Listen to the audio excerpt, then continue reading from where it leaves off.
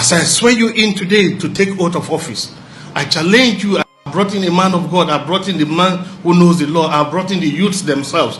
And I brought in an experienced judge to come together and give opportunity for people who have been brutalized to ventilate, to speak out, for those who have lost loved ones, whose loved ones have been maimed, killed, whose source of income and business has been destroyed by SARS and the police.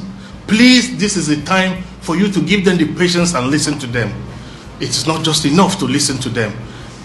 It is only reasonable when we start a proper compensation of all the pains that have come. So as we confront the challenges of our times, with our young men helping to open our eyes to the reality that leadership in the course of time has failed them, we all must agree and admit that those of us who found ourselves in the position of leadership at this point in time have all failed, and we must take that collective responsibility as a failed system by the black people.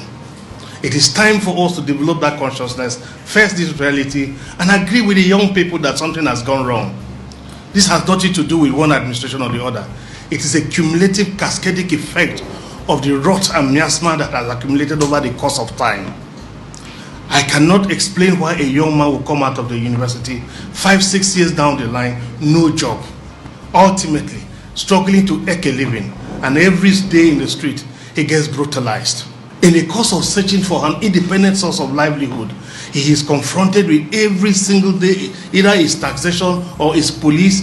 Time has come when we must ask ourselves, is this the kind of childhood we had? If it is no, we must stand up against it.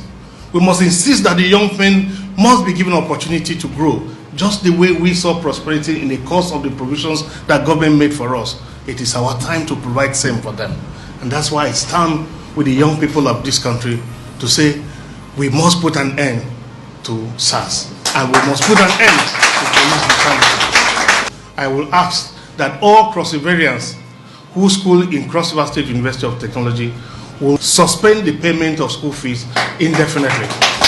I also asked that for every single young Cross-Riverian who has no job, who is out of university, who has finished youth service, immediately after your youth service, if you don't have a job, Cross River State will start a program of NYSC extension.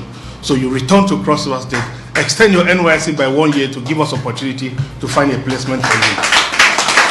For the 20,000 jobs that I have asked that be created immediately, you must ensure that those who benefit from this job are between the ages of 40 and down and not above.